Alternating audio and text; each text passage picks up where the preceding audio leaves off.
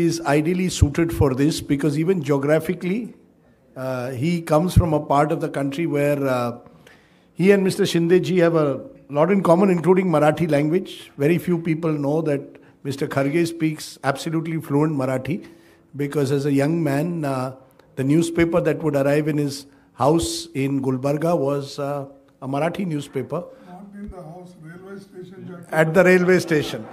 Sorry, at the railway station. This is what I like about Mr. Kharge. He's extremely direct and self-effacing when it comes to telling us these little stories that he used to collect the newspaper from the railway station. But it was a part which was part of the old Bombay state. So there's much that they have in common and they share. And they both, as I said, represent in a way what aspirational politics can do and transform lives. Mallikarjun Kharge ji. You want to go there, sir? खेल के बात करने की आदत है और 10 साल से वही काम करने लगे हैं।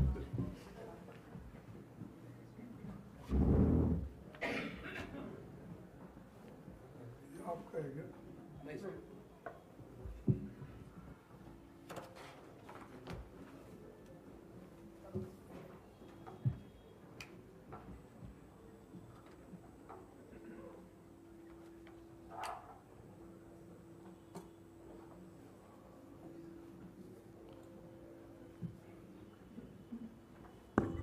इस मंच पर पधारे हुए आज के जो स्टार है और जिनके बारे में हम सब लोग उनकी जानकारी हासिल करने के लिए ये जो किताब आज हम यहाँ पर रिलीज कर रहे हैं तो वो है सुशील कुमार शिंदे जी, दिग्विजय सिंह जी, विजयधार जी, राजदीप देसाई जी और रशीद किदवाई जी और सारे distinguished members, friends and media के मेरे दोस्तों, मैं ज़्यादा कुछ बोलने के लिए अब वो कमी रह गई क्योंकि सभी ने बहुत कुछ बोला। ये क्या होता है, कभी हमारे पास एक कहावत है, कभी शादी में जाते हो तो पहले पंक्ति में बैठे तो अच्छा खाना मिलता है, पहले पंक्ति में फक्त। और एक कहावत है, बफे सिस्टम में अगर आप बाद में जाएंगे वो भी नुकसान है, क्योंकि बफे सिस्टम में जो खाता है पहले ही खा लेता है, फिर उसको कोई बचता नहीं। तो वैसा मेरी हालत हो गई है, 5 लोग बोलने के बाद मैं क्या बोलूं, और सब कुछ, और ये किताब में है, आपके हाथों में किताब भी है, लेकिन फिर भी मैं कोशिश करूंगा क्योंकि वो हमारे पार्टी के बहुत बड़े नेता हैं और उनका भी 83 इयर्स खत्म हुआ, चल रहा है। 83 खत्म होगा 84 में। हाँ, तो मेरे से 1 साल बड़े हैं और मेरा 83 चल रहा है, उनका 84 चल रहा है, तो मैं पढ़ा उसमें, उसीलिए बोल रहा हूँ। तो ये क्या है, हम जानते हैं एक दूसरे को बहुत नज़दीक से, और सुशील कुमार शिंदे जी जो एक बहुत ही शांत स्वभाव के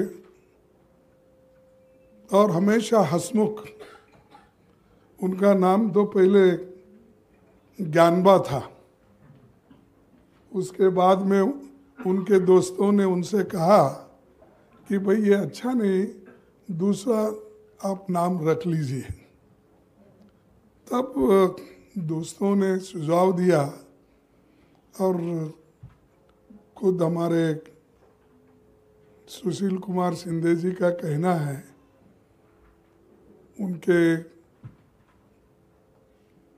खुद ही अपने व्यक्तित्व का परिचय आपको दिया, तो वो फिल्म एक्टर बनना चाहते थे। फिल्म एक्टर बनना चाहते थे, वो तो कोशिश भी की उन्होंने, लेकिन कोई नज़दीक नहीं आने दिया क्योंकि वो अछूत थे। तो इसीलिए फिर बाद में उनके दोस्तों ने सब मिलकर कहा कि कौन से उस जमाने के हीरो थे, उनका सब नाम लिया, जो राजकुमार, राज कपूर, ये जो और कुमार जो लास्ट में लगाते ना, तो वैसे नाम उस वक्त थे। तो उनके दोस्तों ने बोला तुम भी अपना नाम ज्ञानबा से बदल के सुशील कुमार रख दो। तब से इन्होंने सुशील कुमार बने। सही है ना? सुशील कुमार बने, तब से वो बहुत ही एक लोगों के जान पहचान होने के बावजूद हर चीज़ में एक चीज़ होती है कि पेशेंस, और बहुत पेशेंस से काम करने वाले अगर कोई नेता मैंने देखा तो है सुशील कुमार शिंदे। मुझे बहुत गुस्सा आता है, मैं तो फ्रैंकली बोलता हूँ, कोई चीज़ अन्याय होता है तो मैं सहन नहीं करता, फट से बोल देता हूँ। लेकिन लोग भी बोलते भाई ये गुस्से वाला है, इसको छोड़ दो, और सुशील कुमार शिंदे जैसे को ला लो बात करने के लिए। तो ऐसे स्वभाव रखना, और वो भी बहुत दिन तक 50 साल 55 साल तक पॉलिटिक्स में बड़ा मुश्किल है। रखेंगे 5 साल 2 साल 4 साल 10 साल, लेकिन 50 साल तक पेशेंस रखना तो बड़ा मुश्किल है। वो काम उन्होंने किया, पेशेंस से रखा, इसीलिए तो होम मिनिस्टर बने, इसीलिए उन्होंने पावर मिनिस्टर बने, गवर्नर बने, चीफ मिनिस्टर बने, हर चीज़ हासिल की उन्होंने। अभी बाकी है, इतना घबराओ मत, क्योंकि 84 83 में है ना, मोरारजी देसाई कब होगा आप याद करो। तो इसीलिए जल्दी अब क्या हमारा वो नहीं, मैं तो समझता हूँ पॉलिटिक्स में कोई रिटायर नहीं होना चाहिए। इसीलिए बोल रहा हूँ, जिसको आइडियोलॉजी पे विश्वास है, जिसको राष्ट्र की सेवा करना है, जिसको अपने कौम की सेवा करना है, उसको मरने तक ये काम करना होगा, लोगों को जगाना होगा।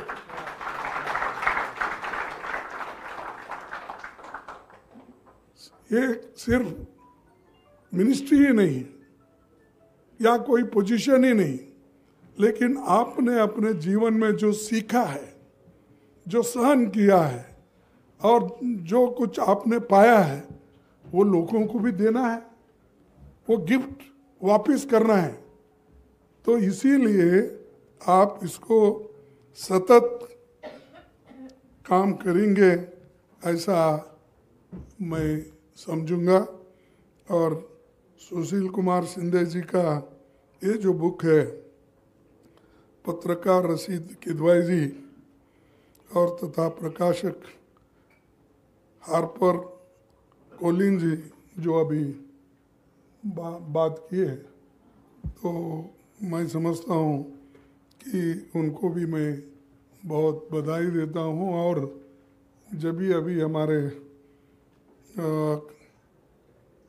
दिग्विजय सिंह जी ने कहा, वैसा इसको थोड़ा लंबा करना चाहिए था। इसीलिए 50 साल का अगर आप में 200 पेज में अगर सिमट लिए तो बहुत से चीज़ें रह जाते हैं, बहुत से चीज़ें आप लोगों को मालूम नहीं करते, बहुत से चीज़ें युवाओं को मालूम नहीं होगा। तो उससे ये क्या है कि कभी कभी इसकी, इसीलिए किदवाई साहब और एक नंबर 2 निकालो और जो बचे हुए बहुत से चीज़ें हैं उसको आगे बढ़ाओ, तभी मेरा ऑटोबायोग्राफी कंप्लीट होगा। नहीं तो आप अपने विचार से और उनके विचार से लिखेंगे, लेकिन दुनिया का भी विचार है उनके बारे में। तो इसीलिए मैं आपसे यही कहूँगा कि इस बारे में भी आप सोचना ज़रूरी है। ये उसके बाद में मैं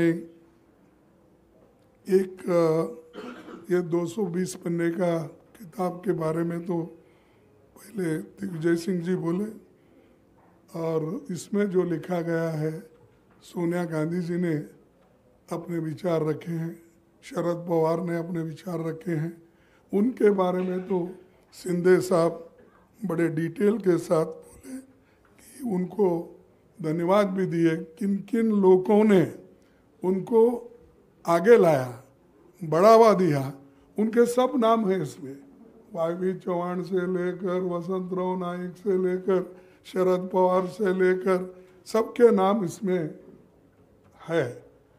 और आखिरी में सोनिया गांधी जी ने और राजीव गांधी जी ने आपको कैसा आगे बढ़ाया, ये सारी चीज़ें इस किताबों में है। तो इसीलिए आप बहुत लक्की साबित हो गए। आप जब तक कांग्रेस पार्टी में काम करते रहे, या सेक्रेटरी के नाते हो, चाहे चीफ मिनिस्टर के नाते, चाहे और किसी हुद्दे पे, और महाराष्ट्र में भी मिनिस्टर के नाते जो काम किए, सब लोग खुश हैं। और बहुत से लोग आपके बारे में यही कि कोई काम उनके पास अगर लेके जाते तो उस बेचारे का काम वो करके भेजते थे, और करके भेजने के बाद वो खुश होता था नेचुरल, किसी को ना नहीं बोलते थे, क्योंकि वो हमेशा हंसमुख, और जब हंसमुख होता है आदमी तो अट्रैक्शन भी ज़्यादा होता है। तो उसीलिए बहुत से लोग वो हंसते हंसते काम जो करते थे वो खुशी भी लाती है, और लोग भी समझ के उनके बारे में अपना फैसला भी लेते। ये साथियों, सुशील कुमार शिंदे जी बहुत सी कामें डेवलपमेंट के महाराष्ट्र में भी उन्होंने किया, चाहे वो शेड्यूल कास्ट के लिए हो, फाइनेंस मिनिस्टर के नाते 9 बार महाराष्ट्र के फाइनेंस मिनिस्टर रहे। एक 2 4 में बहुत से लोग निकल जाते हैं, लेकिन 9 बार इन्होंने टिक के है, तो इनके पास ऐसी कौन सी गुण है जो इनको 9 बार टिकाए महाराष्ट्र वाले।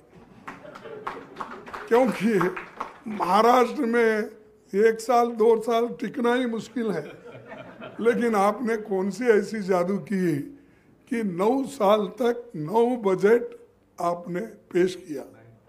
हाँ, नहीं ना, तो पेश किया, और हर बगैर बोले, बगैर किसी को दुख दिए, अपने बजट में गरीबों के लिए क्या करना, पिछड़ों के लिए क्या करना, उन्होंने करके दिखाते थे।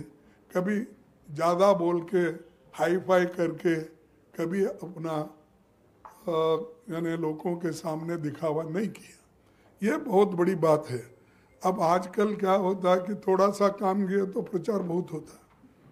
अब जैसा है, मैं बोलूँ या नहीं बोलूँ, इजाज़त है तो बोलता हूँ कि अब मोदी साहब एक काम करते हैं, समंदर में डूबते हैं, गोवा में जाके बैठते हैं, तो उसका भी एडवर्टाइजमेंट आता है।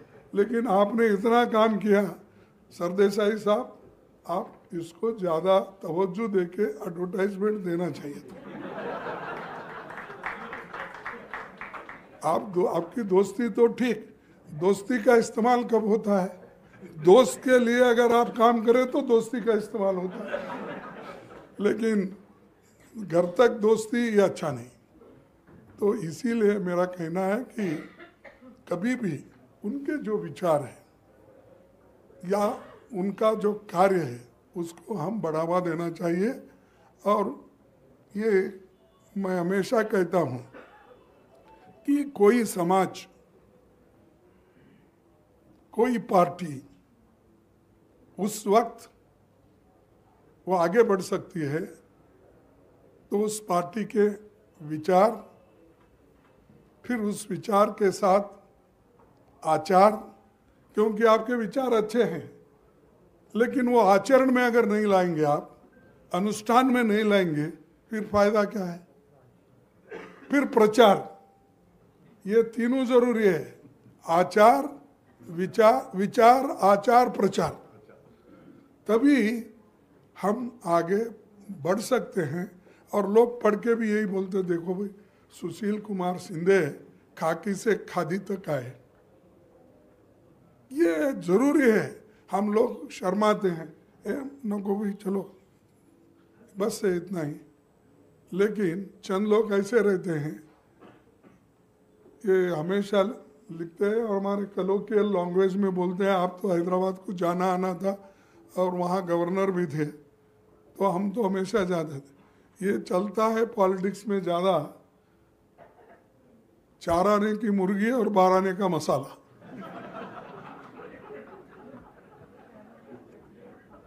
लीडर्स चंद लोग ऐसे रहते हैं, कुछ भी नहीं रहता, लेकिन उसको मुर्गी भी अगर 4 आने की है तो मसाला उसको 12 आने का लगा के ठीक कर देते हैं। तो इसलिए मेरा कहना यही है कि आज जो भी लोग इतना मेहनत करके आगे आए हैं उनको ज़्यादा प्रचार मिलना चाहिए। लेकिन बहुत से लोग लिखने का कम, बोलने के उनके बारे में कम रहता है, इसीलिए उनका प्रचार ज़्यादा नहीं होता।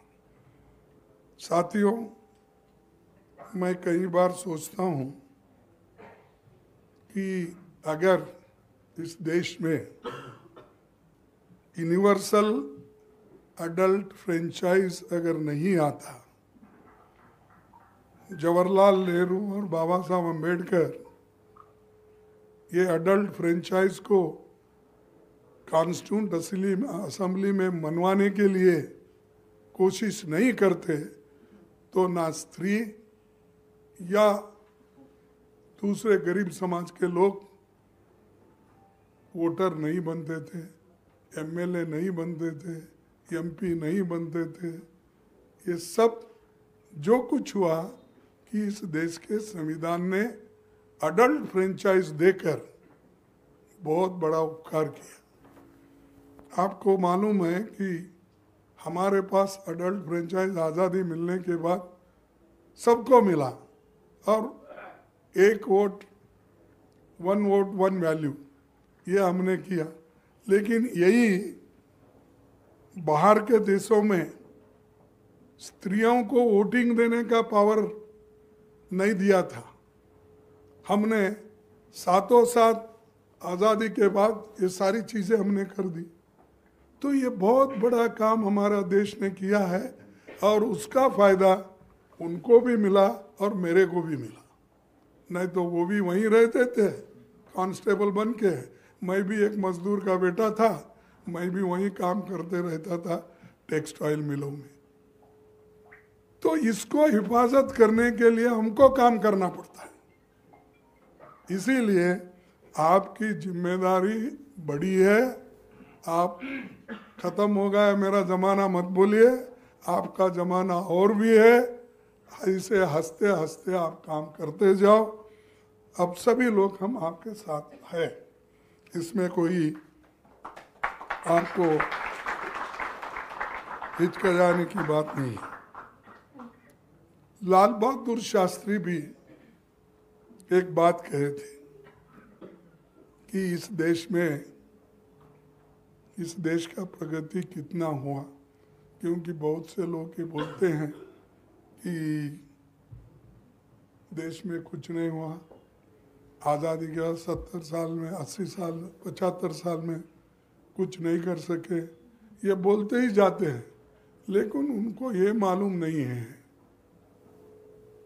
कि आज़ादी के बाद 10-15 साल में क्या हुआ। ये बात इलाहाबाद में हमारे लाल बहादुर शास्त्री जी ने कहा।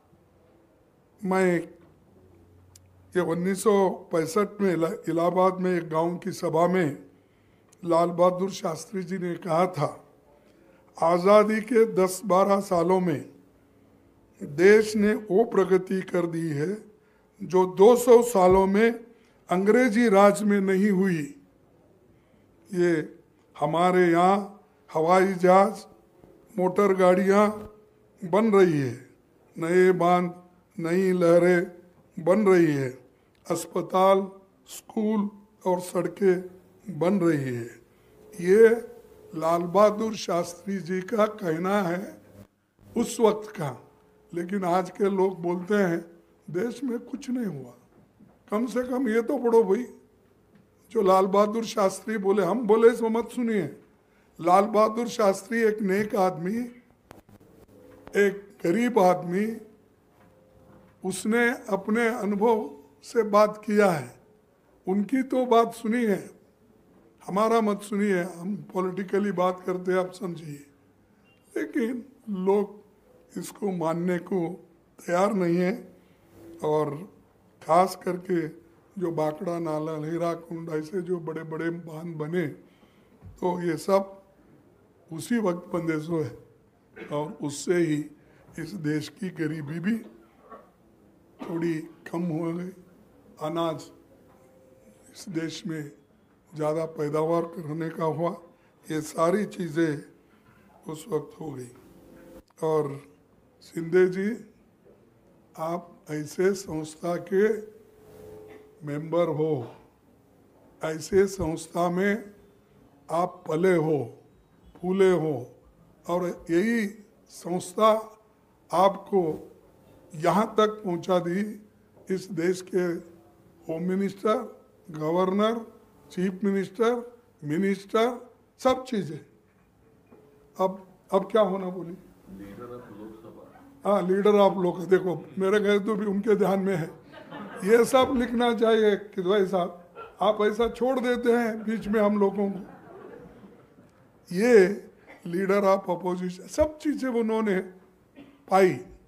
अब ये सब पाने के बाद एक ही बाकी होना चाहिए कि देश की किसी भी हालत में जो ये इस देश में कुछ आइडियोलॉजिकल बहुत बातें चलती है, उसको सुधारने के लिए और जिस पार्टी से आप आए हैं उस पार्टी को मजबूत करने के लिए आप हमको मदद करेंगे, ये मेरी पूरी आशा है। क्योंकि आप बहुत ही निष्पक्षपात हैं और लोगों से जुड़े हुए रहते हैं, काम करते हैं।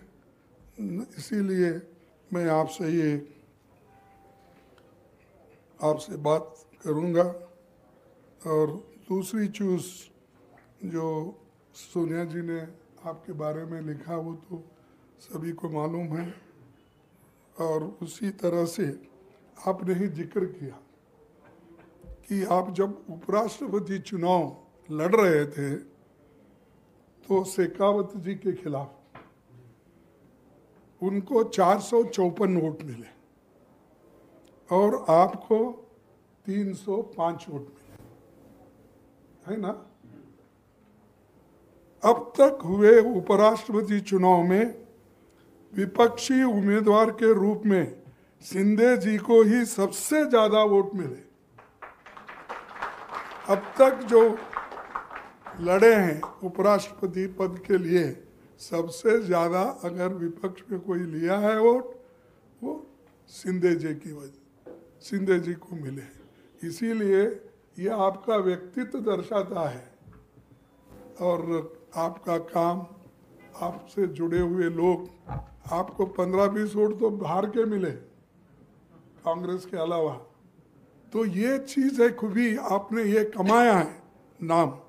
तो इसीलिए मैं आपके लिए अब बहुत, मेरे पास शब्द नहीं है कि जो मैं बहुत लंबा बोलूँगा, क्योंकि है तो बोलने के लिए बहुत है, लेकिन हम क्या करते हैं बहुत बाबा कि ज़्यादा स्पीकर्स रहने की वजह से बैठे सो वालों को होता भाई ये कब ख़त्म करेगा, कब हम जाएंगे छूटेंगे बोलते। तो इसीलिए मैं ज़्यादा वक्त नहीं लेता। एक शायर ने कहा है, पसीने की शाही से जो लिखते हैं इरादों को, पसीने की शाही से जो लिखते हैं इरादों को, उनके मुकद्दर के सफ़ेद पन्ने कभी कोरे नहीं होते।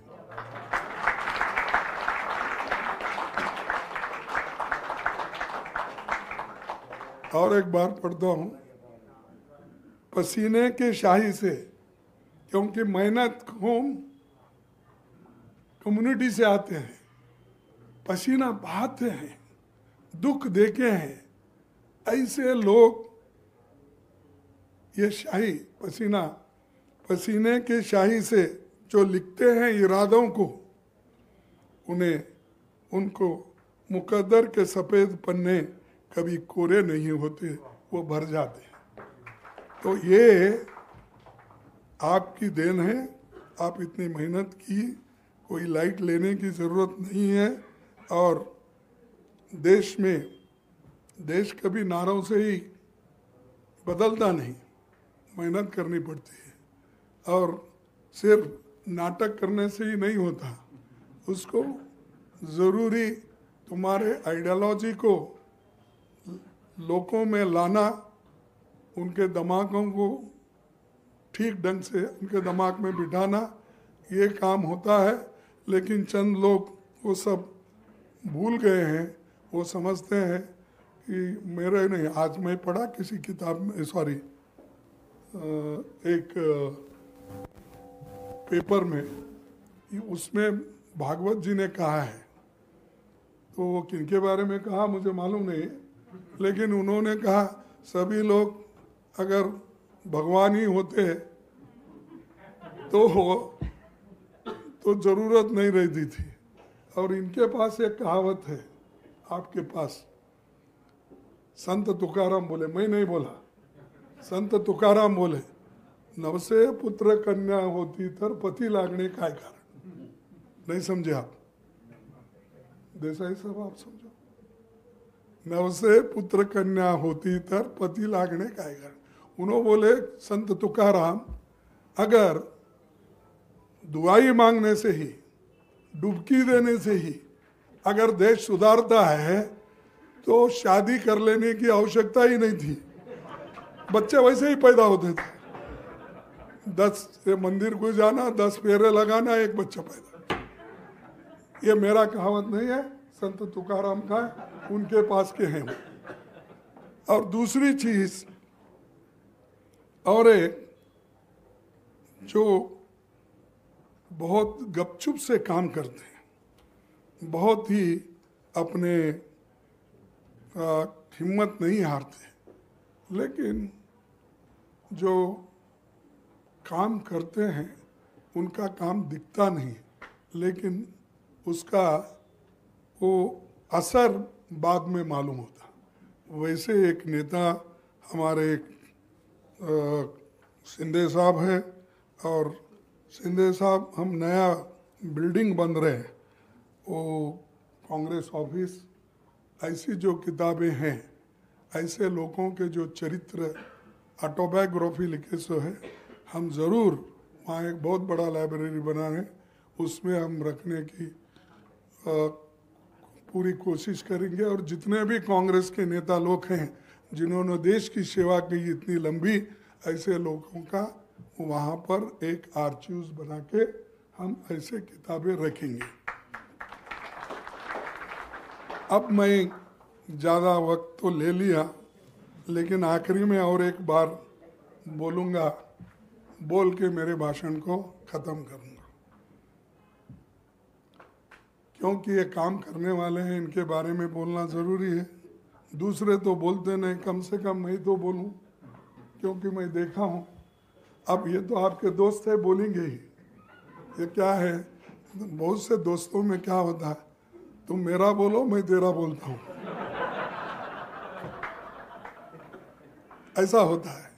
लेकिन मैं असल चीज़ बताता हूँ, कैसा शिंदे जी ने मेहनत करके आगे आए, और आज सब तरफ शिंदे ये नाम को, वो शिंदे नहीं भाई महाराष्ट्र का, ये हमारा कांग्रेस के शिंदे का नाम हो। काम करो ऐसा कि एक पहचान बन जाए, काम करो ऐसा कि एक पहचान बन जाए, हर कदम चलो ऐसा कि निशान बन जाए। यहाँ काम करो ऐसा कि एक पहचान बन जाए, हर कदम चलो ऐसा कि निशाना बन जाए।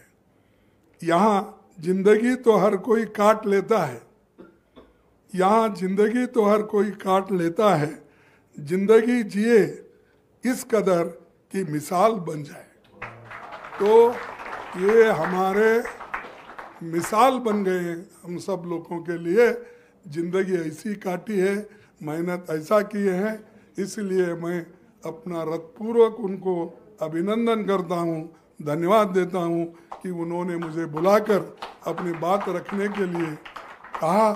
मैं फिर उनको सलाम करके मेरे 4 शब्दों को समाप्त करता हूँ। जय Hind. I will ask, as a final act, the vote of thanks.